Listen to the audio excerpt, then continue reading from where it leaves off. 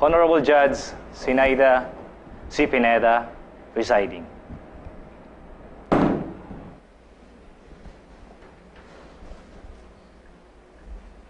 People of the Philippines versus Maria Consuelo Villavicer and Olga Villavicer.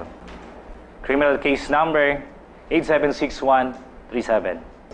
Proceed. I treated Olga like my own grandchild.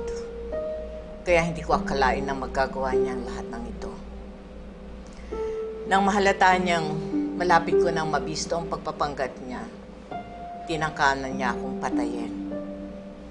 Una, nang ihulog niya ako sa hagdan. Pangalawa, sa ospital. At pangatlo, sa loob mismo ng bahay ko. Talagang sinadya akong magpaputok. Takot na takot kasi ako sa itsura niya habang nag-aagawan kami ng baril.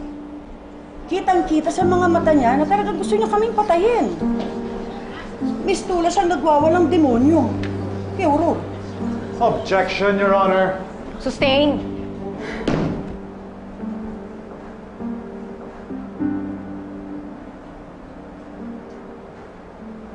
At anong ginawa mo tapos mong marinig ang putok?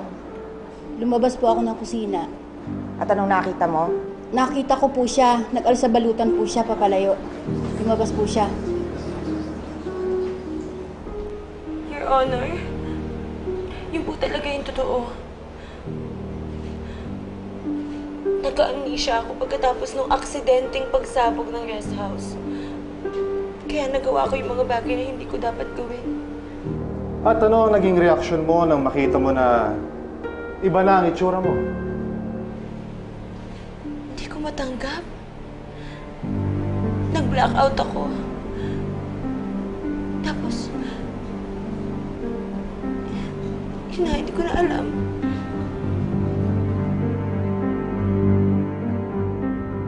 Kung saan-saan ko hinanap ang kapatid ko. Pero hindi ko siya makita.